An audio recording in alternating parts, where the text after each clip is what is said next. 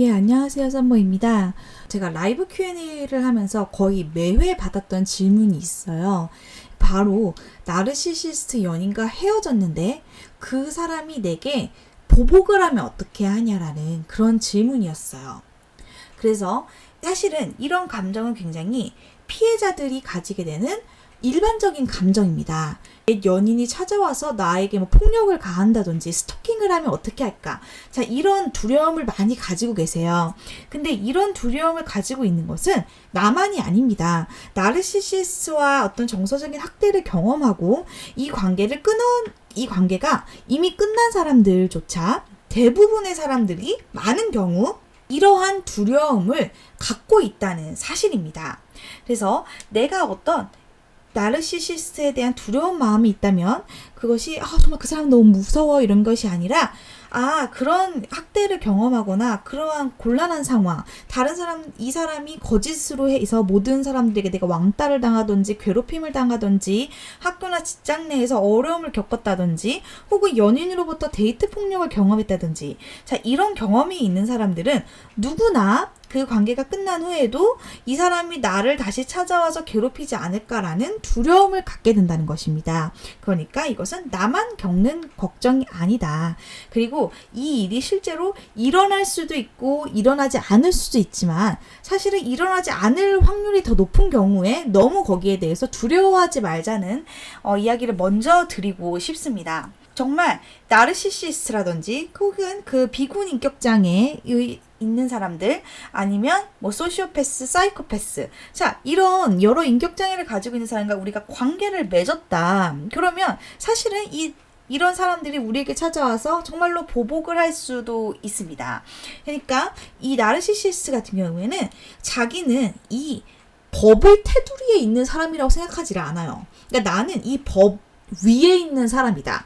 나는 나는 평범한 사람들은 법의 제재하에 살지만 나는 이것을 뛰어넘는 사람이다. 나는 그만큼 특별한 사람이다라는 생각을 가지고 있습니다.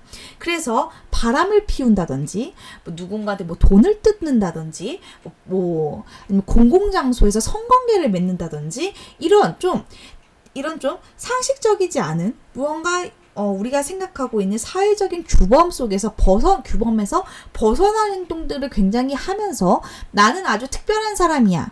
평범한 사람들은 이것을 지켜야 되지만 나는 그 위에 있는 사람이야 라는 생각을 하게 됩니다. 그러니까 이미 이 사람들의 이런 특성을 알고 있다면 당연히 이 나르시시스트가 무슨 짓을 할 줄 모른다는 거죠. 자, 그래서 이 나르시시스트가 그러면은 어떤 경우에 피해자를 찾아와서 보복을 하는지를 한번 보도록 하겠습니다.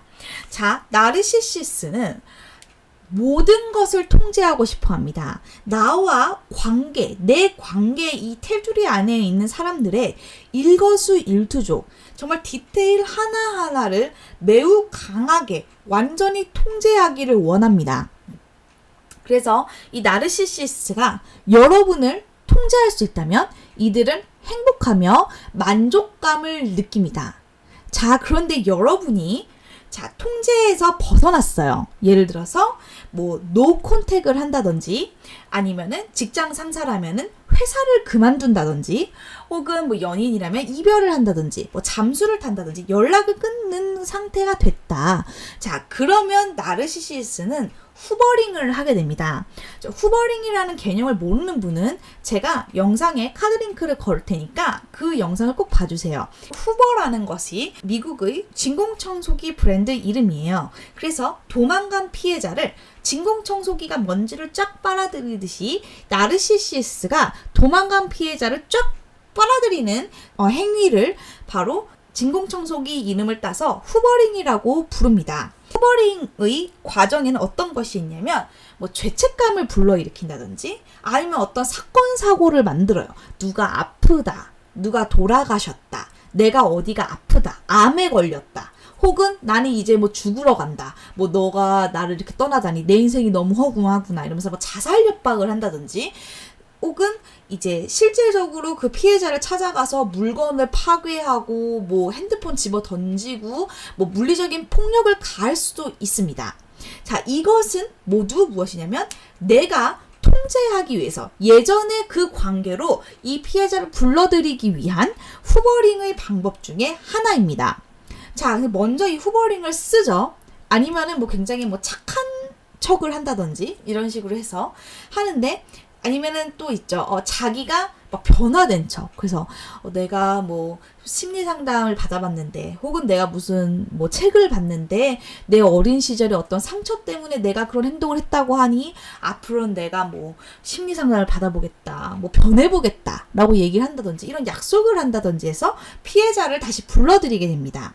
자, 이때 피해자가 다시 그러면 이 나르시시스트가 너무 불쌍해. 혹은 이 나르시시스트가 나를 해할지 모르니까 무서워.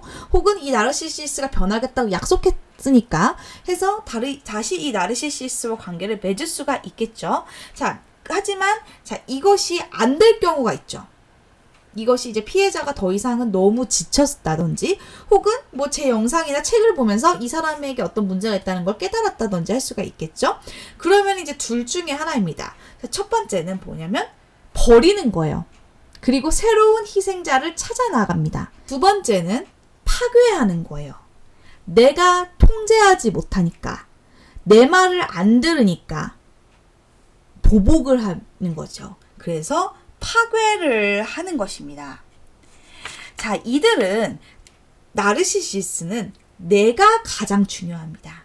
내 감정이 가장 중요합니다. 그래서 무언가 잘못됐다든지 혹은 내가 무시당한다는 기분이 들면 이런 상황을 만든 피해자에게 벌을 주어야 한다고 생각을 합니다.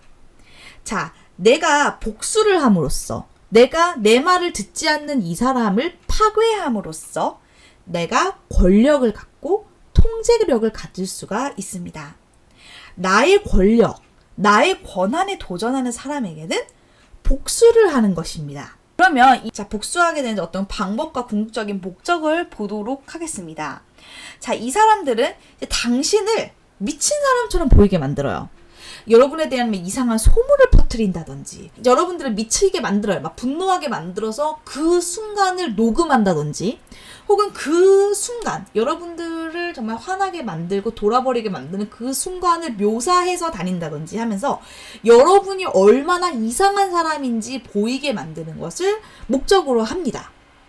그래서 여러분들이 주변 사람들로부터 어떤 소문이 안 좋아진다든지, 혹은 주변 사람들로부터 도움을 받지 못하게 한다든지, 혹은 뭐 직장에 찾아와가지고 난동을 부리는 경우도 있죠. 여러분들이 연락을 끊으면 회사로 자꾸 전화해가지고 그 사람 내놔라, 찾아라, 뭐 전화 바꿔라 이러면서 난동을 부린다든지 해서 여러분들의 삶을 곤란하게 만듭니다. 자, 그래서 그럼으로써 궁극적으로 내 통제를 거부하는, 내가 시키는 대로 하지 않는, 나를 무시한, 이들의 입장에서는 나를 무시하고 자꾸 잘못된 일을 저지르는 여러분을 파괴함으로써 벌을 주고, 그러면서 내가 얼마나 힘이 있는 사람인지, 자, 이것을 확인하고 싶어 하는 것입니다. 나르시시스가 단순히 정말로 여러분을 실질적으로 파괴할 수도 있어요. 정말 여러분의 뭐 회사에 전화를 해가지고 막 나와라, 전화 바꿔라 막 하면서 여러분들 그 회사에 못 다니게 할 수도 있고, 여러분의 뭐 나체 사진이라든지 성관계 영상을 뭐 동의하고 몰래 찍었건 그것을 여러분의 동의 없이 뭐 유포를 한다든지 실질적으로 그런 일을 할 수도 있지만, 사실은 이제 많은 경우에는 그것을 협박하는 데 쓰는 경우가 많다는 거죠. 그러니까 단순히 협박을 해서 여러분들을 내 말을 듣게끔 만드는 것까지, 그래서 후버링의 목적으로 쓰는 경우가 많다는 것입니다. 그러니까 내가 여기에 일단 너무 겁을 먹으면 안 된다는 이야기를 먼저 드리고 싶습니다. 그럼 이제 어떤 방법으로 파괴를 하느냐. 자, 이들이 쓰는 보복의 방법은 매우 다양합니다. 그래서 제가 좀 대표적인 예를 몇 가지 찾아봤어요. 첫 번째는 금전적인 보복입니다. 예를 들어서 돈을 빌린 다음에 안 갚는 거. 뭐 내가 뭘 해야 되니까 나는 뭐 비싼 컴퓨터를 사줘라, 무슨 핸드폰을 사줘라 이러면서 여러분들에게 본인의 어떤 필요한 물건을 뭐 사주게 한다든지, 뭐 일부러 뭐 여러분들 자꾸 고소하고 고발하고 막 소송을 남발해가지고 변호사 비용이라든지 이걸 자꾸 비용이 나가게 만드는 거예요.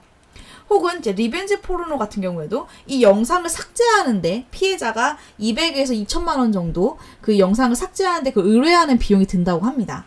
그러면 대학생의 경우에는 이 삭제하는 비용, 이 몇백만 원, 몇천만 원을 벌기 위해서 끊임없이 아르바이트를 해야 되는 거죠. 학업도 못하고. 고의적으로 금전적인 어려움을 빠뜨리게끔 만드는 방법이 있습니다.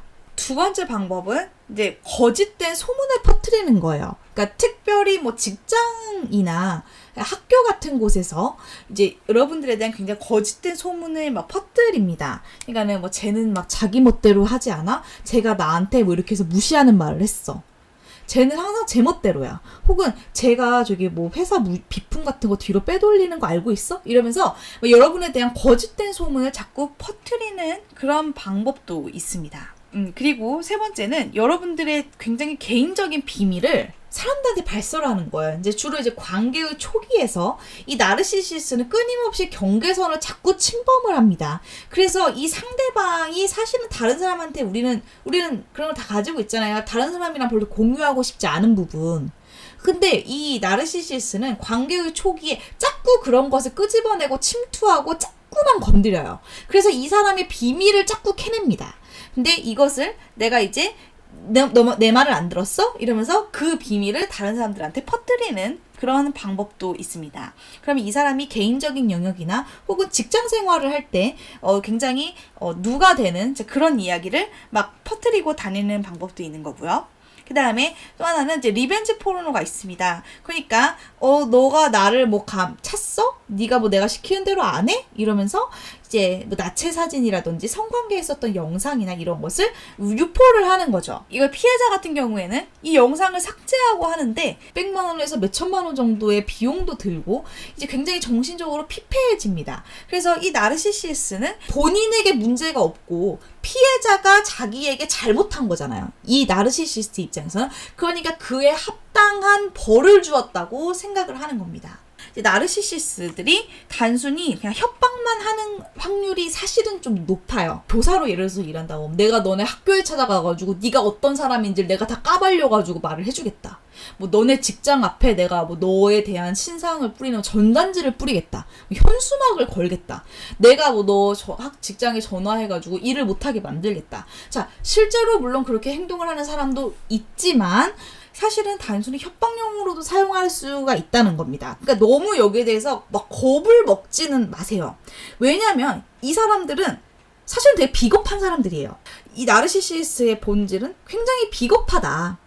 그리고 실제로 정말 자기 얼굴 쪽팔리고 뭐 자기 스스로 막 사람들 앞에서 망가지고 자기 체면 이렇게 망가지고 뭐 플랜카드 들고 나와가지고 시위할 만큼 자기 체면을 얼마나 중시하는 사람들이에요. 그렇기 때문에 우리는 이 사람들의 그런 비겁한 내면, 그러니까 이 사람들이 진짜로 막 용감한 사람들이 아니다. 일단은 그것을 꿰뚫고 그리고 언제나 좀 최악의 상황을 염두에 두되 이 사람들이 나를 공격했을 때 내가 반격한다. 이래서 이 사람이 나에게 와서 때렸다. 그럼 내가 가가지고 똑같이 내가 때려준다든지 이 사람이 나에게 경제적인 해를 가했을 때 나도 이 사람에게 똑같이 경제적인 해를 가해가지고 뭐 그래서 벌금형을 받게 한다든지 그렇게 해서 이 사람에게 내가 똑같은 경제적인 타격을 줄 수도 있고 혹은 뭐 얘 했더니 뭐 구치소에 내가 끌려가게 되고 내가 뭐 자꾸 이렇게 경찰서에 드나들게 되고 내가 이제 어떤 법적 제재를 가하게 된다든지 자 이렇게 해서 그러니까 그 나르시시스트가 여러분들을 공격했을 때